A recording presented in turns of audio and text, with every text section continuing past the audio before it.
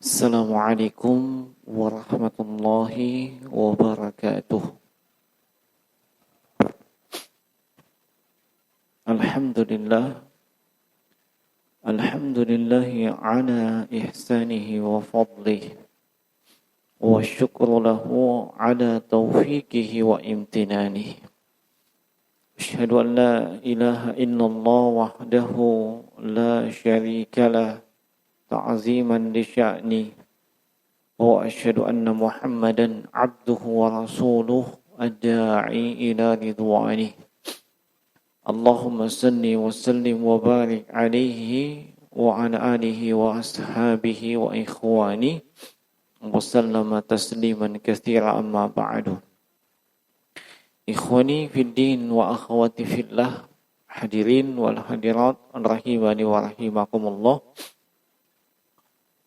dan juga para pendengar, pemirsa setia radio online Palopo Mengaji dimanapun Anda berada.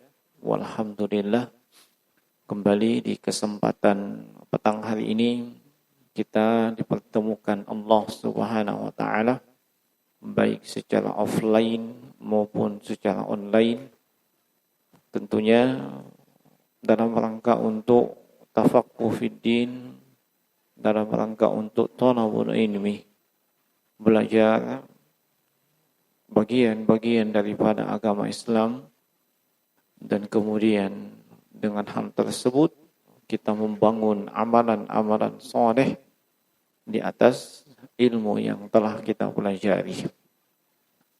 Dan secara khusus di malam hari ini, sebagaimana terjadwal, kita akan melanjutkan pelajaran dari kitab Sahih Al-Adabul Mufrad yang merupakan hasil takhrij atau hasil tashih dari Syekh Muhammad Nasiruddin Al-Albani rahimahullah terhadap kitab Al-Adabul Mufrad yang ditulis oleh Imam Amirul Mukminin fil Hadis Abu Abdullah Muhammad bin Ismail Al-Bukhari yang wafat pada tahun 256 Hijriyah. Dan di pertemuan yang lalu kita sudah menyelesaikan sampai dengan hadis yang ke-218. Insyaallah taala kita akan masuk kepada hadis yang ke-219.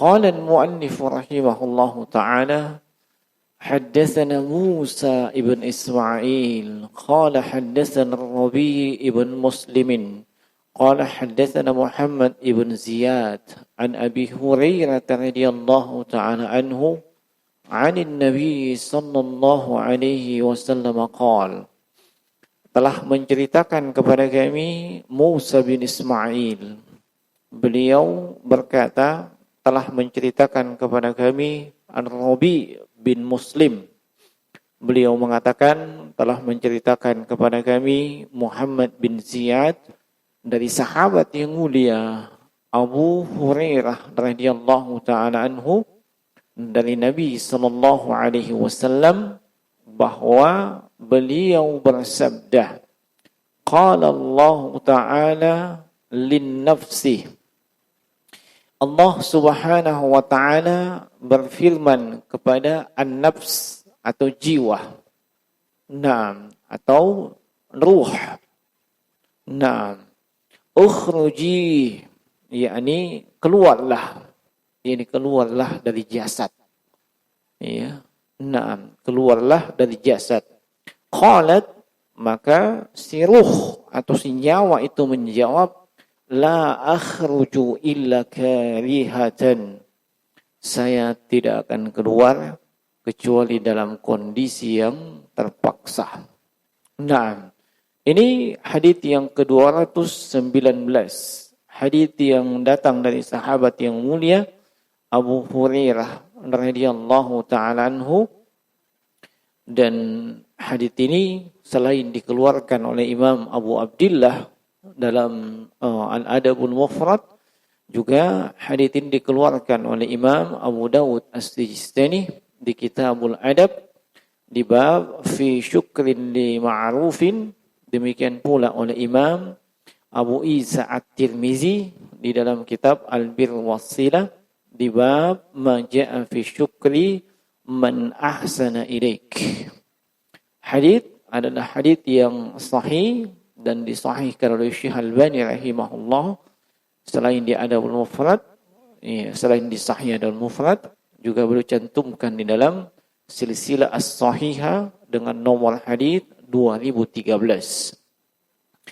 Nah, yang menjelaskan hadits ini, atau syarah yang kita pegang, itu syarah dari Syekh Zaid ibn Muhammad ibn Hadi al-Madkhali rahimahullahu ta'ala, beliau mengatakan, hadza sahihun wa haqqun. Apa yang disebutkan dalam hadits ini, yakni tentang ruh yang Allah perintah untuk keluar meninggalkan jasad ketika sudah tiba masanya. Ketika sudah tiba masanya. Dimaklumi, kita punya fisik dan jasad ini terdiri dari dua, fisik dengan ruh, nyawa. Dan itu sudah ada sejak usia 4 bulan dalam perut ibu kita masing-masing.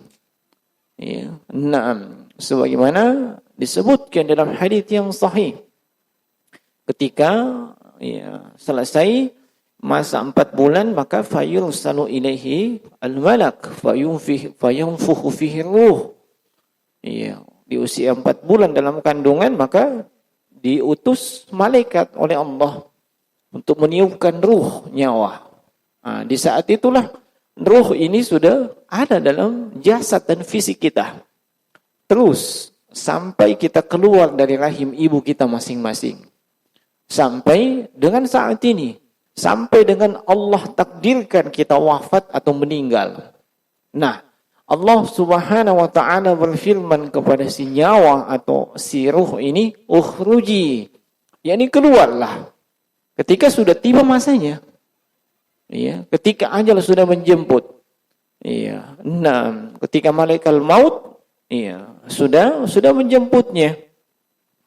Namun ruh atau nyawa ini disebabkan sedemikian lamanya di dalam tubuh manusia, ia mengatakan la akhruju illa kariha. Saya tidak akan keluar kecuali dalam keadaan terpaksa. Ini adalah sesuatu yang hak, sesuatu yang benar. Al-asla anna nafsa tukrah mufaraqatul jasad. Sebab asalnya yang namanya jiwa, yang namanya ruh kita ini itu tidak menginginkan berpisah dari jasad. Wala budda laha minha. Padahal walaupun demikian, tetap nyawa atau ruh ini akan keluar dari jasad sebelum nantinya akan dikembalikan lagi.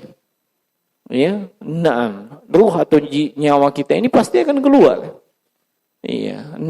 Nanti akan dikembalikan lagi ketika menghadapi pertanyaan mungkar dan nakir di alam barzah. Fa in kanat salihatan kharajat ila hayati afdal wa hiya al-hayatul barzakhiyah. Kalau jiwa ini adalah jiwa yang salihah, jiwa yang saleh, maka dia akan keluar kepada kehidupan yang lebih utama. Keluar dari kehidupan dunia. Menuju kepada kehidupan yang lebih utama. Di mana di kehidupan tersebut tidak ada lagi letih, capek, pusing dan seterusnya. Itu dimulai dengan kehidupan di alam barzakh. Saat ini jemaah sekalian, kita ini ketika disampaikan tentang alam kubur dan alam akhirat itu dianggap seperti cerita. Sebab belum pernah kita alami. Tapi bagi mereka yang sudah masuk di alam kubur, dunia ini adalah tinggal cerita. Yang saat ini mereka rasakan adalah alam barzakh. Alam kubur. Walaupun mereka tidak dikubur di tanah. Mungkin ada yang terkubur entah di mana. Ya, ada yang mungkin tenggelam di lautan, ada juga yang mungkin tercabik-cabik di atas udara ketika pesawatnya meledak dan seterusnya. Iya, tapi mereka intaqala, sudah pindah dari alam dunia ke alam barzakh. Iya, walaupun model kuburannya tidak jelas atau tidak diketahui atau tidak dikubur di tanah. Nah, kata beliau, wa in kanat siwa dzalik jazahallahu min jinsi amaliha. Adapun kalau ruh atau nyawa tersebut selain daripada jiwa, selain daripada nyawa yang salihah, maka Allah akan membalas sesuai dengan jenis amalannya. Li'anna al-qabra imma rawdatun min riyadil jannati au hufratun min hufarin nar. Sebab kubur ini ya hanya ada dua kemungkinan bagi siapapun yang masuk. Apakah menjadi rawdatun min riyadil jannah, taman dari taman surga, atau menjadi hufrah, lembah daripada lembah neraka. Tergantung siapa yang masuk. Ya. Maka persiapkan diri-diri kita, jemaah sekalian, rahimani wa rahimakumullah. Kemudian bab yang baru, di bab yang baru ini penulis mengatakan babu mu'aunatir rajuli akhahu. Ini adalah bab yang menjelaskan tentang pertolongan seseorang kepada saudaranya. Atau seseorang menolong saudaranya yang lainnya. Dan ingat ketika disebutkan akhahu, saudaranya, maka yang dimaksud di sini secara umum adalah saudaranya sesama kaum muslimin. Sebab kaum muslimin seluruhnya adalah bersaudara. Innamal mu'minuna ikhwah. Allah sebutkan dalam surah Al-Hujurat. Setiap hamba Allah yang beriman itu bersaudara. Dan yang kedua, yang lebih khusus, persaudaraan disebabkan oleh nasab atau garis keturunan. Namun umumnya ketika disebutkan seperti ini, maka yang dimaksud adalah persaudaraan yang lebih umum. Persaudaraan dalam Islam.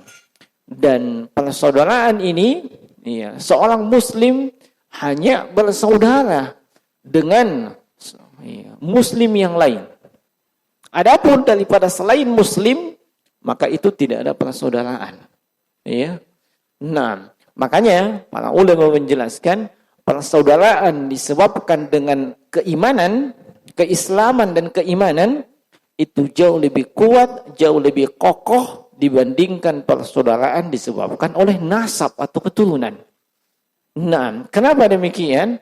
Sebab persaudaraan yang disebabkan oleh nasab dan keturunan itu bisa putus. Disebabkan apa? Satunya kafir. Misalnya ada yang menjadi kafir, murtad dan seterusnya. Kalau sudah kondisinya demikian, putus. Tidak bisa dia dapat warisan. Kita juga tidak bisa mewarisi dia. Kalau kita ini perempuan, dia tidak bisa jadi wali kita. Dan seterusnya. Termasuk zawja dan zawju. Suami dengan istri. Begitu mereka salah satunya kufur, murtad, maka terputus ikatan. Yang satu kafir, yang satu muslim. Kalau mereka tetap ngotot bersama, itu sudah zani wa zaniyah, sudah jadi pezina.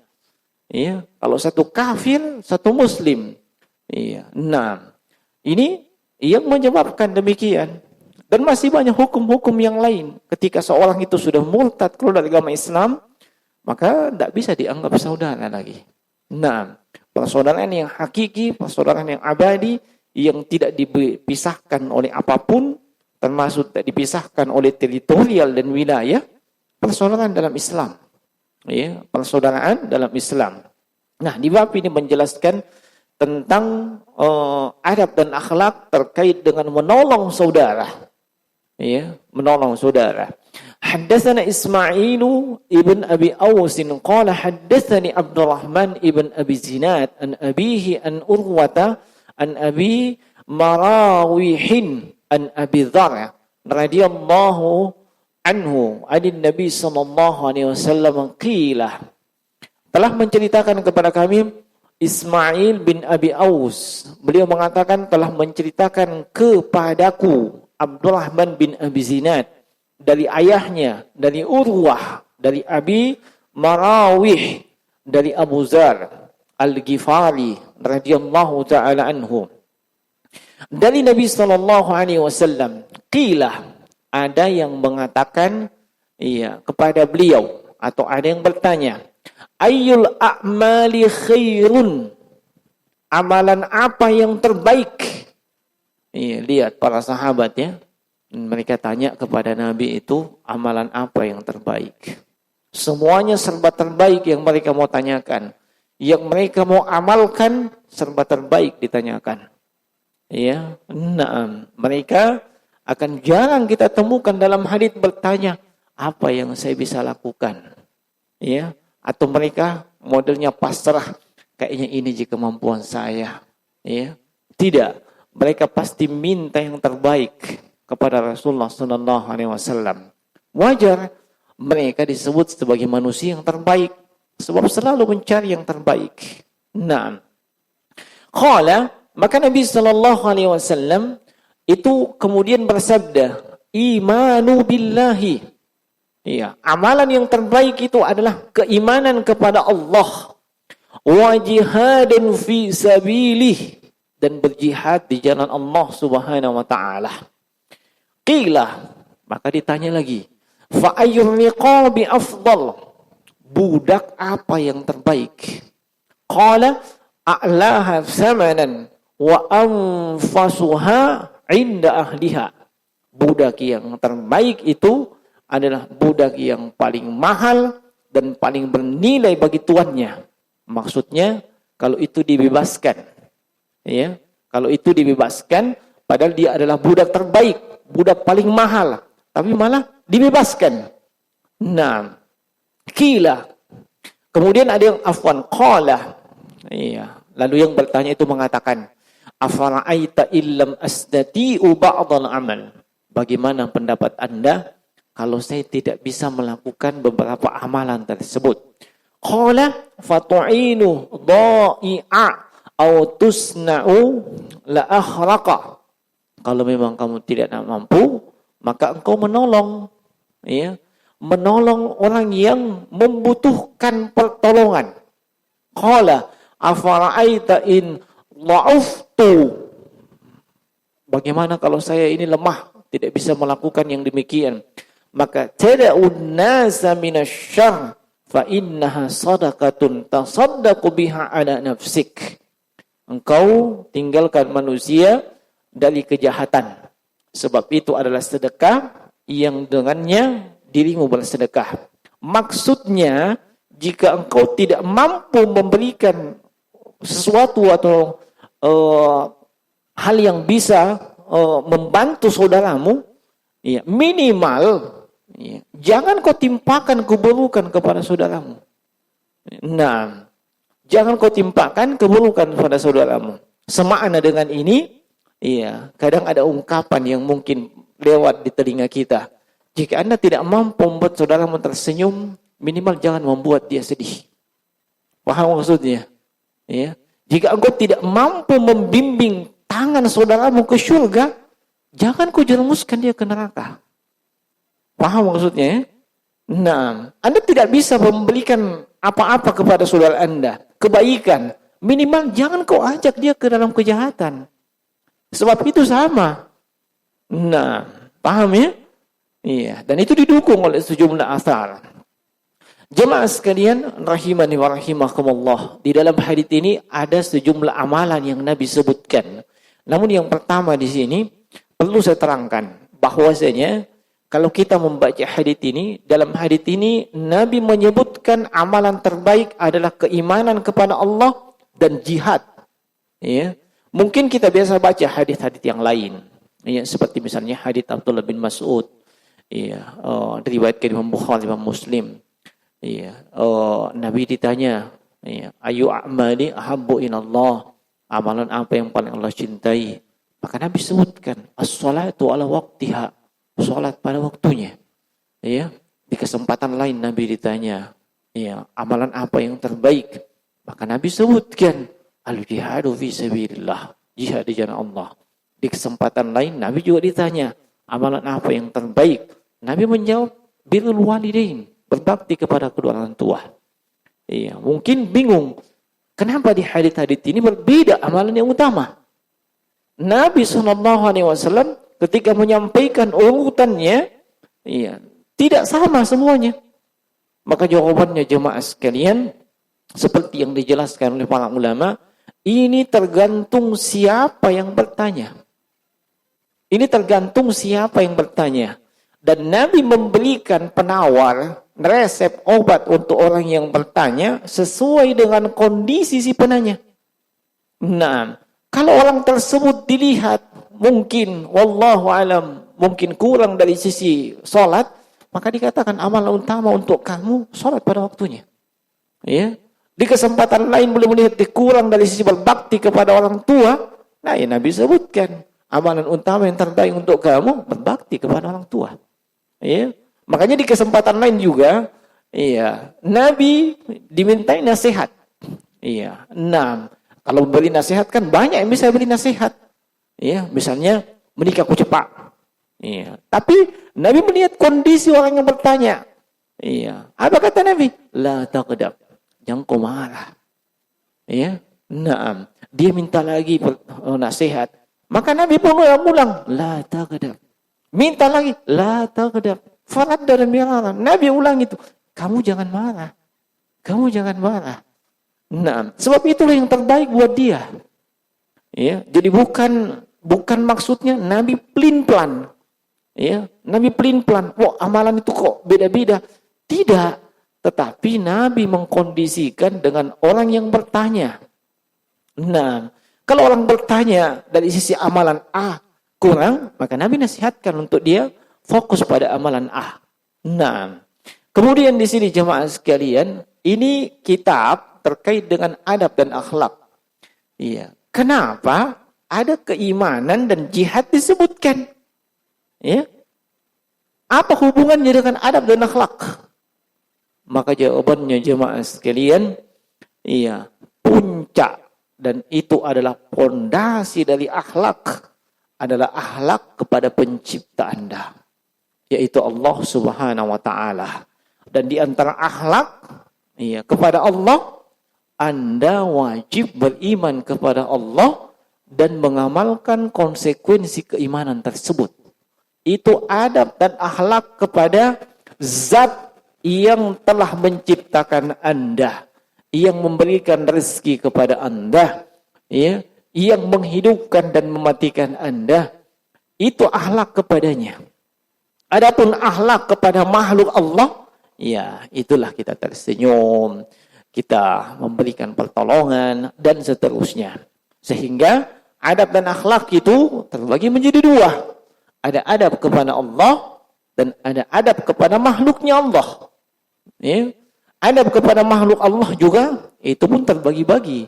Ada adab kepada Rasulullah sallallahu alaihi wasallam. Tentunya berbeda dengan akhlak atau adab kepada manusia yang lain. Ya. Nah, sehingga ketika disebutkan keimanan kepada Allah, ini maksudnya adab kepada Allah Subhanahu wa taala. Allah yang menciptakan Anda. Bagaimana adab Anda kepada Allah? Pokok dari adab tersebut, Anda wajib beriman kepada Allah dan melaksanakan semua konsekuensi keimanan. Nah, keimanan kepada Allah berdasarkan hasil istiqra atau penelitian para ulama itu terbagi menjadi 4. Ya. Nah, imanu biwujudihi wa imanu birububiyatihi, imanu biuluhiyatihi wa imanu bi asma wa sifatihi. Al-imanu biwujudihi, wajib Anda meyakini akan wujudillah. Allah itu ada. Ya. Allah itu ada. Nah, ini poin yang pertama dalam masalah keimanan kepada Allah. Wajib Anda yakin Allah itu ada. Iya, mungkin kenapa ini ditekankan? Sebab ada di antara manusia yang mengingkari wujudullah. Mengingkari keberadaan Allah. Tuhannya umat Islam tidak ada. Mana? Ya. Nah, mana itu? Tuhannya umat Islam. Tidak kelihatan katanya. Nah, oh begitu. Iya. Kan tidak kelihatan, jadi Tuhannya dia tidak ada. Kalau Tuhan kami kelihatan di sana. Ya.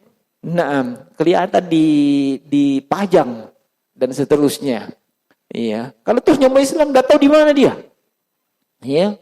Nah, itu kan digembar-gemborkan oleh mereka yang kafir. Bahkan mereka yang ateis, yang mengingkari adanya Tuhan, itu tidak ada itu Tuhan. Iya. Nah, Tuhan tidak ikut campur dalam urusan saya. Iya. Nah, wajib kita berkeyakinan sebagai umat Islam, Allah itu ada. Iya. Kenapa? Sebab Al-Quran dan hadits menyebutkan demikian. Iya. Nah, Al-Quran dan hadits menyebutkan demikian. Allah itu berada di atas arsy. Allah bersemayam di atas arsy, istiwa di atas arsy. Itu menunjukkan keberadaan Allah Subhanahu wa taala. Dan untuk mengetahui keberadaan Allah itu dengan banyak cara.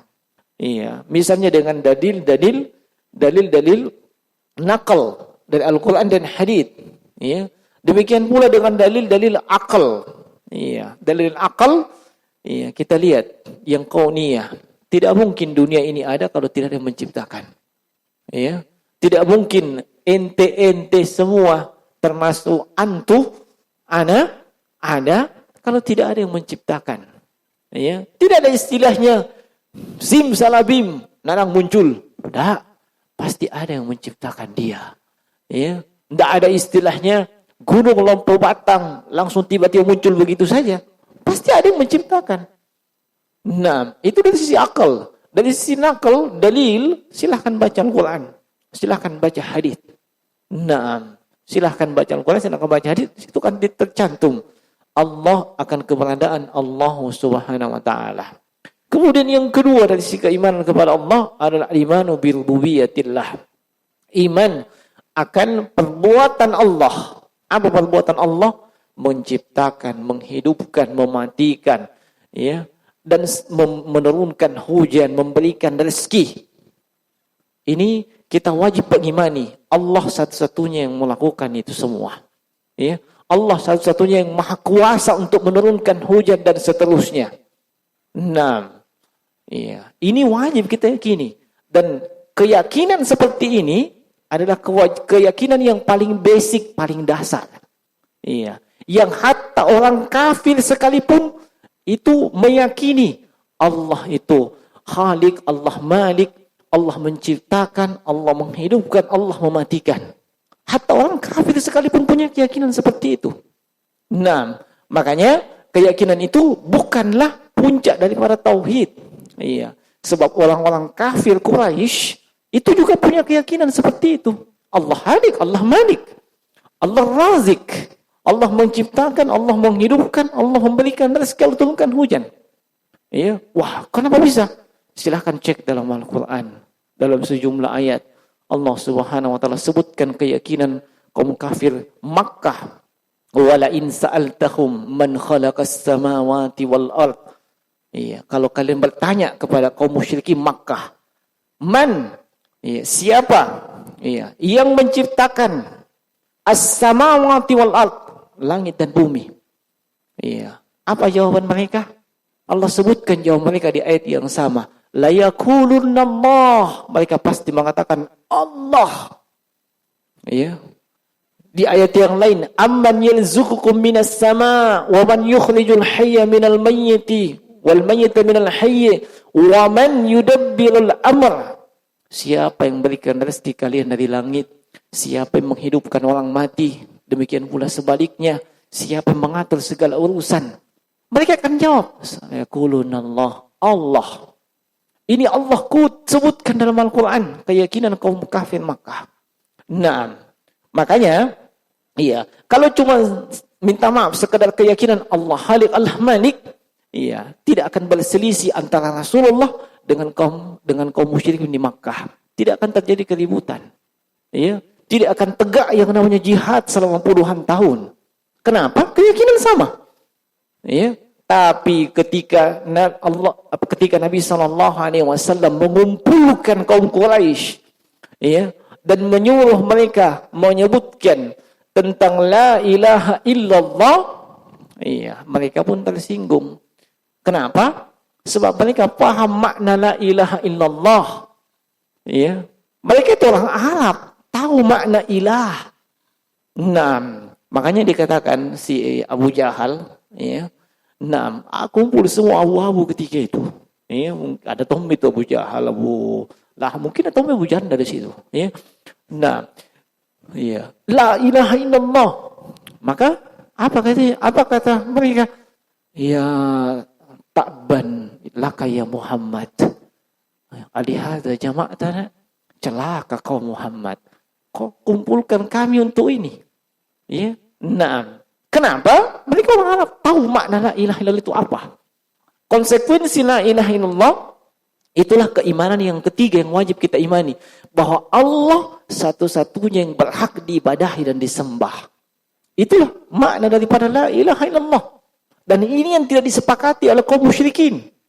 Ya. Nah, sebab konsekuensinya kalau mereka ucapkan la ilaha illallah, semua yang namanya berhala di sekitar Ka'bah ya harus dihancurkan. Ya. Iya, harus dihancurkan kalau begitu. Kalau mereka mengucapkan la ilaha illallah. Nah, paham maksudnya? Paham perbedaan antara rububiyah dengan uluhiyah, ya? Nah, rububiyahnya Allah menciptakan, menghidupkan, mematikan, memberikan rezeki. Kaum musyrikin sepakat, tidak ada masalah. Ya, mereka tidak mempermasalahkan itu. Nah, tapi ketika disuruh menyembah hanya kepada Allah, di sini mereka yang enggan. Makanya para ulama sepakat bahwa makna dan kandungan la ilaha illallah adalah la ma'budu bihaqqin illallah. Tidak ada yang berhak untuk disembah kecuali hanya Allah. Nah, dan ini yang ketiga. Poin keimanan kepada Allah, mengimani akan uluhiyahnya Allah. Bahwa Allah satu-satunya yang berhak untuk disembah dan diibadahi. Konsekuensinya apa? Konsekuensinya semua yang disembah dan ibadah selain Allah dihilangkan. Ya, dan kemudian menetapkan satu-satunya yang diibadahi itu hanya Allah Subhanahu wa taala. Dan ini juga konsekuensi dari rububiyah Allah. Kalau kita mengaku Allah menciptakan, menghidupkan, Allah Maha Besar, Allah menurunkan rezeki, Allah menurunkan hujan dan seterusnya, konsekuensinya Anda wajib menyembah yang melakukan itu. Ya. Nah, di sini letaknya sampai kaum musyrikin tidak setuju dengan Rasulullah. Ya. Sebab kalau mereka mengucapkan la ilaha illallah, ya, mereka pasti harus menyembah, ya, kepada Tuhannya Muhammad. Nah, iya, Tuhannya Muhammad. Dan ini yang ketiga, ya. Iya, dan yang keempat, poin keimanan kepada Allah adalah mengimani bahwa Allah Subhanahu wa taala satu-satunya yang memiliki nama-nama yang indah dan sifat-sifat yang tinggi. Disebut dengan asmaul husna. Nah, walillahil asmaul husna fad'uhu biha. Dan hanya milik Allah asmaul husna. Berdoalah dengan asmaul husna tersebut. Ini 4 poin, ya, dalam keimanan kepada Allah. Ya, Anda mesti meyakini keempat hal ini dan membedakan hal tersebut. Ya, dan memahami di mana titik-titik perbedaan, ya, antara orang yang berkeyakinan Allah menciptakan, menghidupkan dan seterusnya dengan poin menyembah hanya kepada Allah. Kalau mengatakan Tuhan pencipta, bisa dikatakan semua agama berkeyakinan seperti itu. Ya, semua agama berkeyakinan seperti itu. Coba tanya orang kafir dari kalangan Nasrani, siapa yang menciptakan langit? Tuhan. Iya kan? Nanti ditanya, siapa itu Tuhan? Nah, tunjuk mi. Tuhannya dia. Nah, tapi poin yang kita maksudkan di sini, dia berkeyakinan yang menciptakan sebenarnya Tuhan. Lalu apa bedanya dengan kaum musyrikin Makkah ketika itu? Kan tidak ada bedanya. Nah, semua agama akan punya keyakinan yang menciptakan ini adalah Tuhan. Ya, kecuali yang ateis. Ateis akan berkeyakinan bahwa dunia ini ada dengan sendirinya. Ya, dan manusia itu muncul, ya, setelah mengalami masa evolusi. Ya, dari Dong King Kong menjadi W Bush, dan kemudian jadi manusia. Wallahu taala alam. Adapun kita yang sebagai umat Islam meyakini dan seyakin-yakinnya bahwa kita ini adalah keturunan dari nabi yang pertama, yaitu Nabiullah Adam alaihi salatu wassalam. Kita ini keturunan nabi, bro. Ya. Nah, Anda dan saya keturunan nabi. Siapa itu? Iya, Nabi Adam alaihi salatu wassalam. Iya. Nah, paham? Iya, ini keimanan kepada Allah. Berapa poinnya? 4. Nah, kemudian jihad fi sabilillah. Apa itu jihad?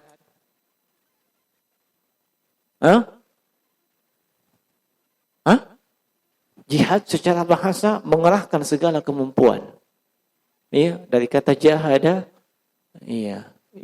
jahada yujahidu jihadan. Mengerahkan, bersungguh-sungguh mengerahkan kemampuan. Naam. Makanya kalau kita mau mengatakan seorang santri rajin dikatakan huwa talibun mujtahidun. Dia santri yang rajin, giat, tekun. Itu dari sisi bahasa. Adapun dari sisi istilah, umumnya jihad itu didefinisikan dengan mengerahkan kekuatan untuk melawan musuh Islam dan kaum muslimin.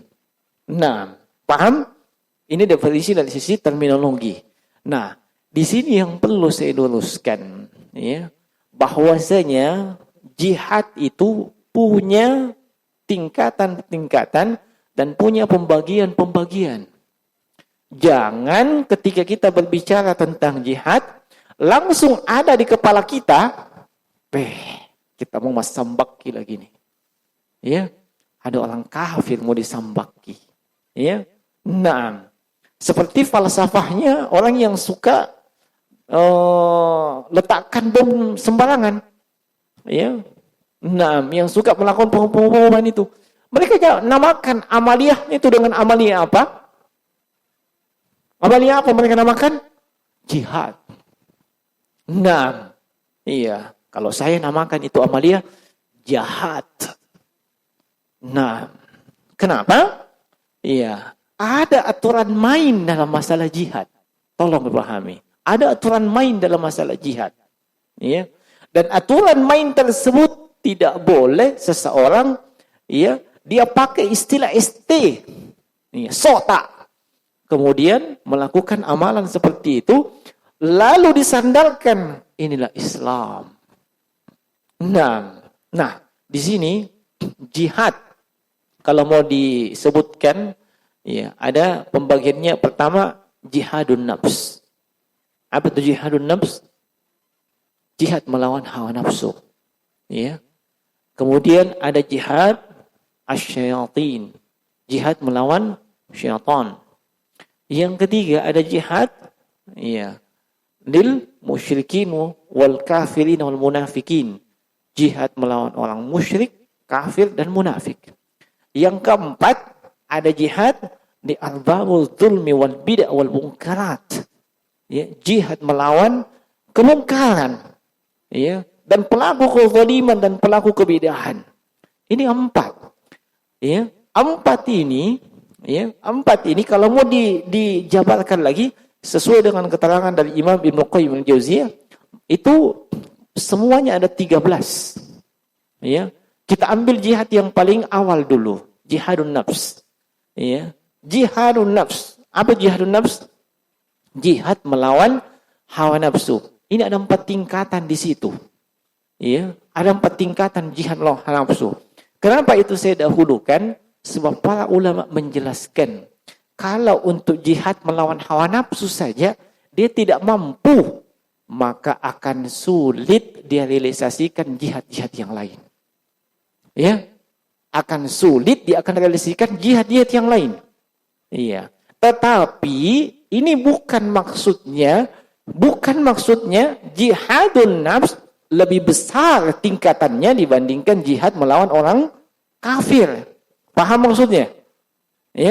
Saya ulangi Jihadun nafs. Orang yang tidak bisa merealisasikan jihadun nafs, jihad melawan hawa nafsu, akan sulit dia wujudkan jihad-jihad yang lain. Termasuk jihad melawan orang kafir. Iya. Tetapi bukan maksudnya jihadun nafs lebih tinggi kedudukannya dibandingkan jihad melawan orang kafir. Makanya kadang pernah saya mendengar dulu tahun-tahun 90-an waktu saya masih biasa jalan-jalan, ya. Ada disebutkan raja'na min jihadil asghar ila jihadil akbar. Ya, saya penasaran dulu ketiga itu. Nanti saya belajar sebab saya dapatkan haditsnya bermasalah palsu. Ya, kami perang Badar ya. Kami telah pulang dari jihad yang kecil menuju jihad yang besar. Jadi ditanya lagi Nabi katanya, jihad apa itu? Jihadun nafs. Oh, pulang dari perang Badar. Iya, menuju ke jihad yang lebih besar, itu jihad melawan hawa nafsu. Ini keliru, terbalik. Ya, haditsnya bermasalah. Nah, ini yang setelah kita belajar baru kita tahu, waduh, betapa konyolnya kita dulu. Betapa kita lancang kepada Nabi, menyandarkan kepada Nabi sebuah hadits yang hadits itu tidak diucapkan oleh Nabi.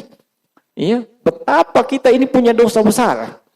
Nah, kenapa? Jahil. Kita tidak tahu bahwa itu ternyata hadits bermasalah. Nah, kembali kepada jihadun nafs. Jihad nafs itu punya 4 tingkatan.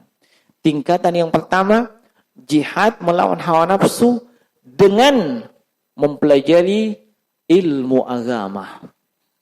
Dengan mempelajari ilmu agama. Kenapa? Anda tidak mungkin bisa memperbaiki diri kalau Anda tidak punya ilmu agama. Ya, Anda tidak mungkin tahu bagaimana memperbaiki diri. Cara memperbaiki diri, mempertahankan kita ini sudah baik apa tidak. Ya, bagaimana berhijrah dan seterusnya. Hijrahnya kemana dahulu? Ya, dan kita hijrah di atas apa? Itu butuh ilmu. Nah, akibat dari yang ini banyak orang yang apa istilahnya? Pokoknya pemburu laswan. Kalau Nabi bilang orang olahragawan, pokoknya hijrah saja. Ya. Semangat hijrah, tapi enggak punya aturan, enggak punya barometer. Ini hijrah mau kemana? Kalau hijrah, kita apa dulu diperbaiki? Iya kan? Begitu. Nah, makanya ada orang hijrah, akhlak. Yang penting kita baik kepada sama manusia. Iya. Kemana-mana senyum, ya. Tetangga sakit diobati, kalau kita dokter, ya. Tetangga mati dibawa ke tempat matinya, tempat kuburan, akhlak. Iya. Ada juga yang hijrahnya penampilan, ya. Pokoknya luar biasa, kemana-mana hebat penampilannya, ya. Ada juga hijrahnya, iya, tinggalkan harta haram seperti riba, ya, menuju kepada harta yang halal. Iya. Begitu model hijrah. Padahal kalau kita perhatikan Nabi SAW membimbing para sahabat hijrah, maka yang pertama apa dulu? Memperbaiki dulu akidah dan tauhidnya mereka. Itu dulu, sebab ini pondasi. Ya, pondasinya itu. Jangan dibilang di masa Nabi kaum musyrikin kemungkaran tidak ada. Oh Masya Allah, yang namanya peminum khamar itu luar biasa. Sedemikian dahsyatnya peminum khamar di zaman Nabi, sampai 3 kali turun ayat, walau bisa haram itu khamar. Ya. Jangan dibilang perzinahan, korupsi, tidak ada di zaman kaum musyrikin. Luar biasa dosa yang dilakukan. Tapi Nabi ketika berdakwah, apakah langsung menyeru, wahai kaum musyrikin, tinggalkan zina. Ya. Wahai kaum musyrikin, jangan kau pergi maluka. Ya. Bukan itu dahulu. Ya. Tapi akidah dulu diperbaiki. Itu pondasi dulu. Maka kita ingatkan kepada mereka yang mau hijrah. Ya. Perbaiki akidah pertama kali. Itu pondasi dalam Islam. Perbaiki tauhidnya terlebih dahulu. Maka tingkatan yang pertama adalah Anda mempelajari, Anda berjihad melawan hawa nafsu dengan mempelajari ilmu agama. Tingkatan yang kedua adalah dengan Berjihad melawan hawa nafsu, mengamalkan ilmu yang sudah Anda pelajari. Itu juga jihad. Ya. Dan itu ya, lebih luar biasa. Nah, sebab ketika Anda mengamalkan yang sesuai tuntunan sunnah, ya, maka yakinlah, pertama, temanmu akan berkurang. Ya. Ya. Yang kedua, Anda akan sedikit terasing, entah di tengah keluarga, ataupun di tengah komunitas, ataupun di tengah masyarakat. Kenapa? Maka lain amalannya. Ya, tidak umum. Orang semua tahlilan. Dia tahlilan sendiri, membaca la ilaha illallah. Tidak ada sokoknya, tidak ada apanya. Ya, misalnya, orang semua malam Jumat baca yasinan, dia kahfian. Ya, kan makanan lain kelihatan. Iya. Nah, pasti akan dianggap aneh oleh keluarganya, iya, komunitasnya, terlebih masyarakat umum. Ini ketika kita mengamalkan ilmu, dan itu jihad. Ya. Nah, ilmu yang antum pelajari bukan untuk dikoleksi, bukan untuk dikatakan cia-cia penuntut ilmu nih, bukan. Tapi untuk Anda amalkan. Ya. Dan itu jihad. Ya. Kemudian tingkatan yang ketiga jemaah sekalian adalah berusaha menyampaikan ilmu yang sudah Anda pelajari dan amalkan. Ya. Nah, makanya saya cocok dengan kawan-kawan yang setiap kali selesai ta'lim siap amal dan sampaikan. Ya. Nah, amalkan dulu baru sampaikan. Ya. Dan sebelum diamalkan pastikan benar. Ya. Lalu amalkan dan sampaikan. Ini juga jihad. Menyampaikan ilmu itu jihad. Ya, makanya Syekh Muhammad bin Shalih Al-Utsaimin rahimani wa rahimakumullah, dua di antara para mujahid, orang yang berjihad, orang yang berjihad di jalan Allah dengan pedang, dan orang yang membuka hati-hati manusia dengan ilmu, ya, dengan hujjah dan burhan. Ini semuanya mujahid. Dia menyampaikan, dan itu juga ya tidak main-main. Anda sebutkan, Pak, Bu, ini salah. Wah, siap-siap Anda akan dimusuhi. Ya, entah dimusuhi oleh keluarga, bahkan mungkin istri antum sendiri yang musuh antum. Ya, atau mungkin komunitas dan masyarakat antum akan musuh antum ketika Anda menyampaikan. Iya. Dan tingkatan yang keempat, jihad melawan nafsu, bersabar ketika menghadapi 3 tahapan yang sebelumnya. Bersabar ketika belajar, ya. Bersabar ketika mengamalkan, dan bersabar ketika menyampaikan. Ini juga jihad. Dan ini yang paling berat. Bersabar ketika belajar, oh jangan main-main, itu berat. Ya.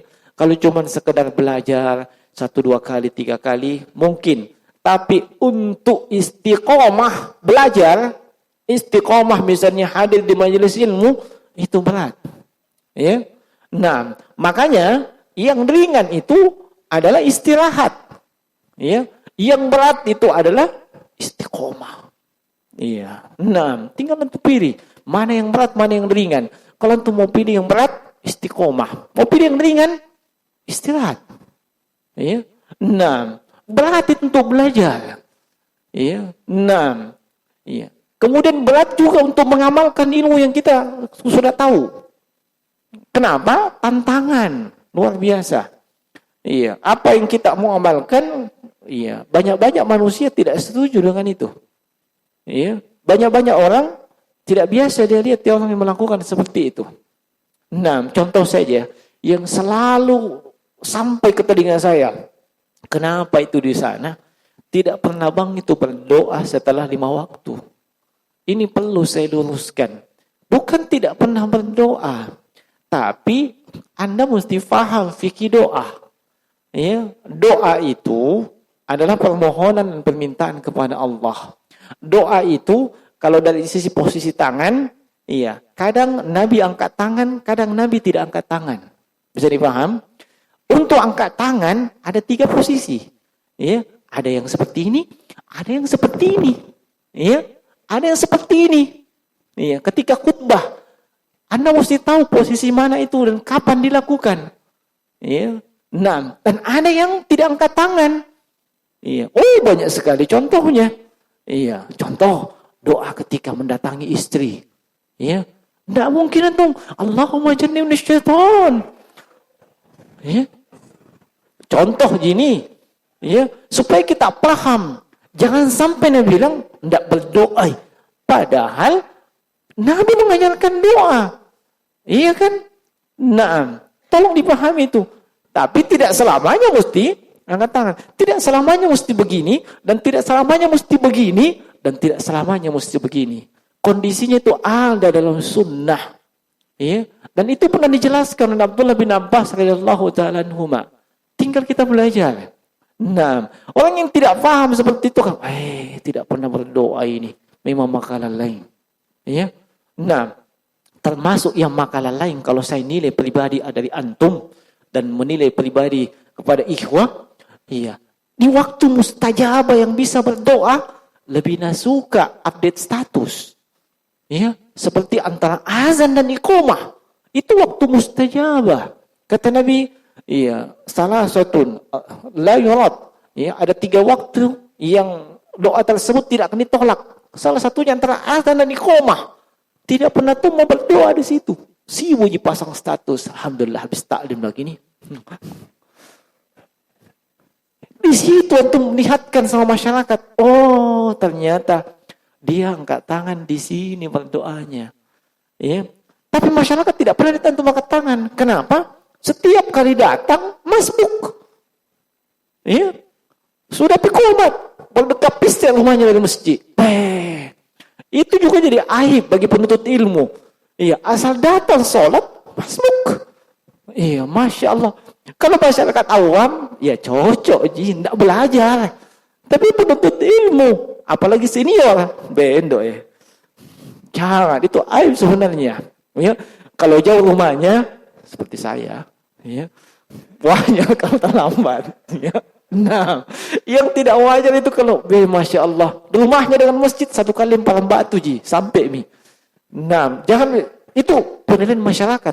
Ya. Masyarakat menilai, Masya Allah, ustaz ini, tapi dia ustaz masbuk. Nah, asal ke masjid pasti masbuk. Kalau sudah masbuk seperti itu, masyarakat tidak akan lihat antum kapan berdoa. Kapan itu berdoa? Antara azan di iqamah. Ketika antum perlihatkan seperti itu, oh iya ternyata di sini. Tapi susah lihat masyarakat. Kenapa? Iya, selalu masbuk. Nah, iya kan? Iya, makanya mulai sekarang, ya, jangan biasakan masbuk. Usahakan azan iqamah. Antum sudah ada dalam masjid, ya, mengangkat tangan, berdoa, ya, Allahumma zawwijni zawjataini jamilataini misalnya, sholihataini, contoh gitu. Bukan untuk dikutip doa tersebut, hanya contoh saja. Nah, itu contoh doa. Nah, jadi butuh sekali lagi, butuh kesabaran. Dan ini poin yang keempat, jihad melawan hawa nafsu. Adapun jihad-jihad yang lain, insyaallah kita akan sebutkan di kesempatan yang berikutnya. Termasuk faedah daripada hadits ini kita akan sebutkan di kesempatan berikutnya. Demikian, yang benar hanya datang dari si Allah Subhanahu wa taala, yang salah dari si kami. Ya, subhanallah bihamdika, astaghfiruka wa atubu ilaik. Assalamualaikum warahmatullahi wabarakatuh.